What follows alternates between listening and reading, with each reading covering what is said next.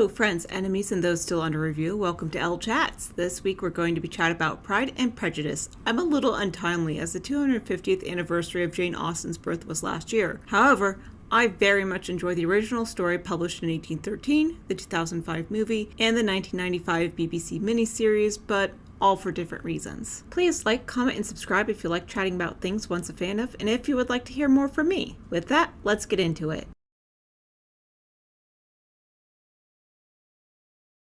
For those that are unfamiliar with the novel, it is a romantic novel that follows Elizabeth Bennet and the relationship between her and Mr. Fitzwilliam Darcy. Both characters struggle with overcoming their pride and prejudice. Elizabeth thinks Mr. Darcy is haughty and prideful and must overcome her prejudice based on what she's heard of him and her own judgment of his actions. Mr. Darcy is prideful and takes the time to reflect on his actions and overcome his pride. Thank you for explaining. A couple of other suitors come in, namely Mr. Collins and George Wickham for Elizabeth and her sisters. The sparking event of the book is that Mr. Charles Bingley lets Netherfield, or rents it, an estate next door to Longbourn where the Bennets live, bringing his family and his best friend Darcy with him.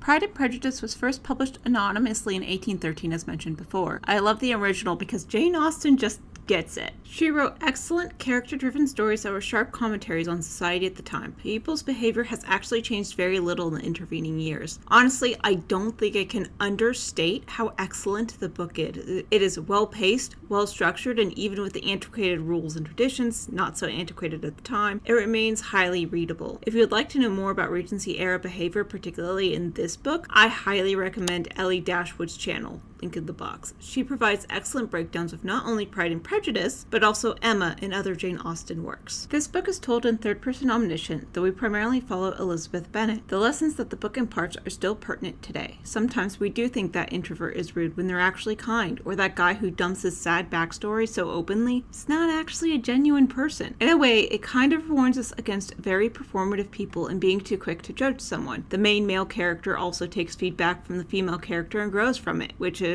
incredible. I usually reread the book every couple of years when I'm craving the original turns of phrase and have the time to be immersed in the story. I read the book first, so it has its own special place in my heart since it was the first version I encountered. Growing up, I infinitely preferred reading books to just about everything else in life, so it's no surprise that I missed out on the movie and miniseries.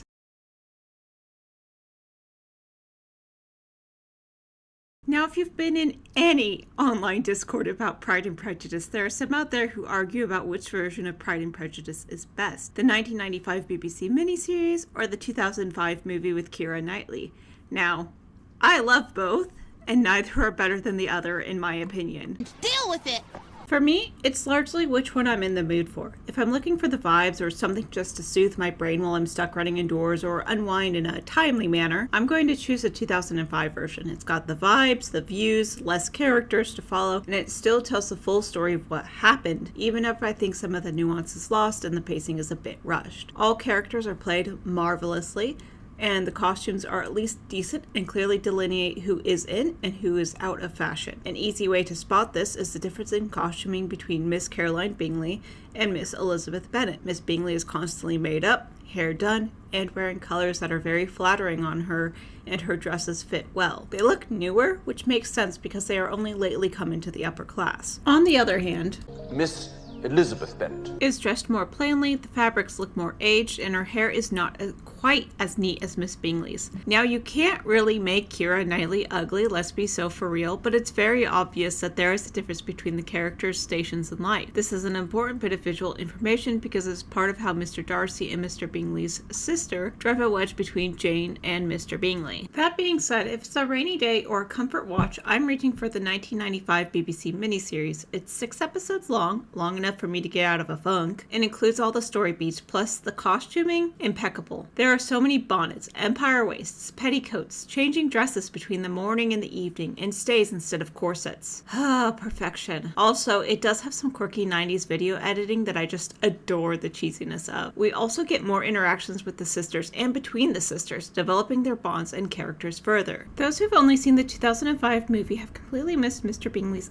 other sister and her husband, Mrs. and Mr. Hurst. Mr. Hurst is so unbothered by by literally everything. You aren't missing much with Mrs. Hurst's absence because she's essentially another Miss Bingley. By that, I mean she's kind of mean because both she and Miss Bingley are certain that they have the privilege to look down on the Bennets. The Hursts are definitely smaller parts when it comes to the overall story, but there are so many more characters that were also in the book. Like Charlotte Lucas's parents are just regulated to the background or off screen, instead being well involved in the community as they are in the book. For the miniseries, they are on screen but not as influential in the story. I do think that the miniseries is clearer about how many balls Mr. Darcy and Miss Bennet attended. It also includes so many more awkward Mr. Collins moments where he is clearly messing up socially. What a superbly featured room, and what excellent boiled potatoes. We also see more of the extended Bennet family on screen than Mr. and Mrs. Gardner, including Mrs. Bennet's other sister, Mrs. Phillip. It goes a bit more in depth, showing the flip that local society has once Mr. Wickham's true nature is revealed. In the book, people came out of the woodwork to share that Mr. Wickham owes several people money for goods bought, tabs never settled, and so on. It is an interesting comment on how when someone's nature is revealed, people claim that they knew it and they were always suspicious of him.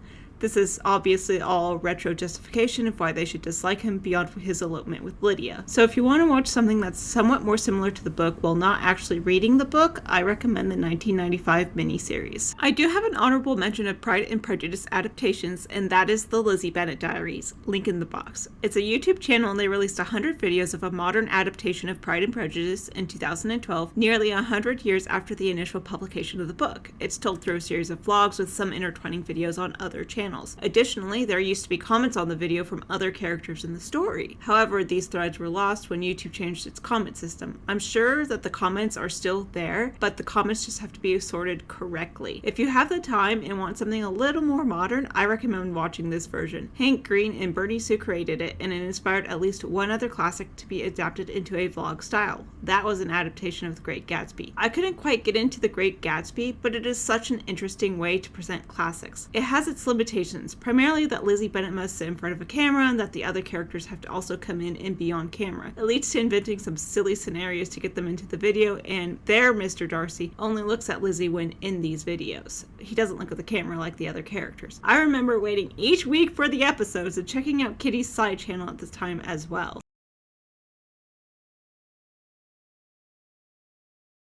While the book has a special place in my heart, I appreciate both the 2005 and 1995 versions of Pride and Prejudice. The 2005 version is less nuanced but fits the vibes of the book well. The 1995 version is very close to reading the actual book, though it's 6 hours long. I prefer the version based on what I'm attempting to achieve, whether it just be relaxation or if I really want to sink into the world. Pride and Prejudice is something I can safely say that I'm a fan of. Also, as a random note, it was today, January 28th, 1813, that Pride and Prejudice was first published. Now I turn this over to you, friends, enemies, and those still under review. Are you a 2005 Pride and Prejudice fan? Have you only read the book?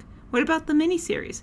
Or do you not like Pride and Prejudice at all and prefer a different Jane Austen novel?